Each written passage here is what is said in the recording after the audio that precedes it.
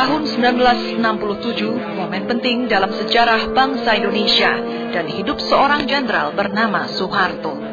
Sesuai surat perintah 11 Maret, Soeharto mulai menggantikan Soekarno sebagai pejabat presiden.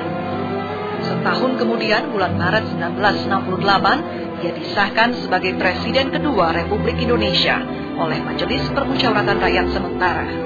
Karir politik Jenderal Soeharto penuh kontroversi. Selama berkuasa, ia disanjung, ditakuti, dihormati. Setelah lengser, ia dihujat, dibenci, dan dicaci.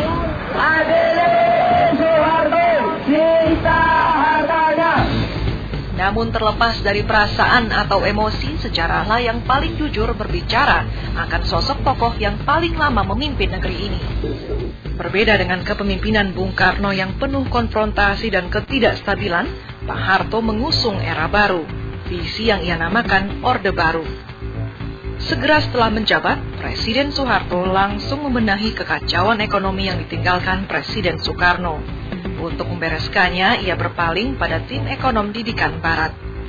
Di bawah Presiden Soeharto, pembangunan ekonomi menjadi target utama. Bila sebelumnya negatif, pertumbuhan ekonomi Indonesia menjadi positif, bahkan naik pesat. Sampai-sampai pada dekade 1980-an, ia dijuluki Bapak Pembangunan yang berhasil mewujudkan swasembada pangan. Di bidang kesehatan, untuk mengendalikan jumlah penduduk, Presiden Soeharto memulai kampanye keluarga berencana. Program yang dinilai sukses secara internasional, menjadikan Indonesia sebagai negara percontohan, dan penghargaan dari Perserikatan Bangsa-Bangsa. Sebagai pemimpin, Presiden Soeharto punya visi besar mengembangkan bangsa. 5 tahun mendatang, tugas pokok kita adalah tetap melanjutkan pembangunan bangsa dalam arti yang luas, dengan makin menampilkan wajah demokrasi politik dan demokrasi ekonomi secara selaras dan seimbang. Tapi di sisi lain, kalangan aktivis menilai almarhum sebagai sosok anti-demokrasi dan cenderung otoriter. Dalam upayanya menyederhanakan kehidupan berpolitik di Indonesia, kontras dengan hingar-bingar masa Bung Karno, Presiden Soeharto melakukan penyatuan partai-partai politik. Namun dalam proses itu, Golkar berkembang menjadi golongan penguasa yang selalu memenangkan pemilu semasa Orde Baru. Di bawah Presiden Soeharto, oposisi hilang dan kekuatan masyarakat melemah. Tekanan atas kebebasan politik belakangan menjadi salah satu sumber keluhan masyarakat terhadap Presiden Soeharto. Jauh sebelum reformasi tahun 1998, protes masyarakat sebenarnya sudah muncul. Dalam peristiwa malapetaka 15 Januari 1974 atau Malari, massa turun ke jalan menentang masuknya modal asing, salah satu pilar program ekonomi Presiden Soeharto. Tapi aksi massa disambut kekerasan aparat. Inilah salah satu demonstrasi jalanan terbesar sebelum reformasi 1998. Tahun 80-an hingga 90-an, Indonesia mengalami kejayaan ekonomi, menjadi negara yang disegani di Asia. Namun petaka datang di tahun 1997, ketika krisis moneter dan ekonomi menghantam negara-negara Asia. Demonstrasi mahasiswa yang berlangsung dalam waktu lama membuat situasi tanah air begitu genting dan tegang.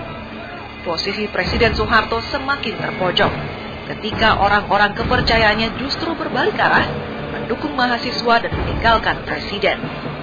Bahkan Ketua DPR MPR Harmoko yang sebelumnya paling lantang meminta Presiden Soeharto melanjutkan lagi jabatannya sebagai Presiden, tiba-tiba berubah melawan Presiden. Dengan tegas, Harmoko meminta Presiden Soeharto untuk turun dari jabatannya. Demi persatuan dan kesatuan bangsa, agar Presiden secara arif dan bijaksana sebaiknya mengundurkan.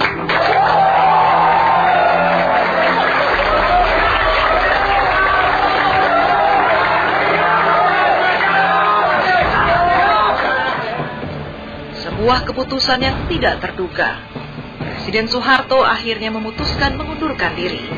21 Mei 1998, Presiden Soeharto pun mundur.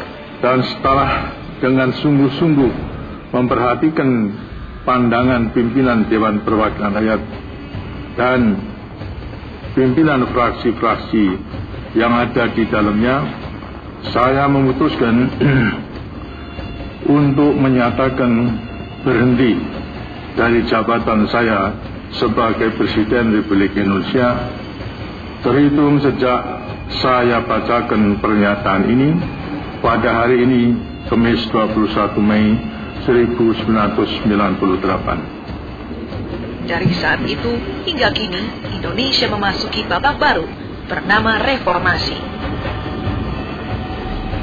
Tim Liputan 6 melaporkan dari Jakarta.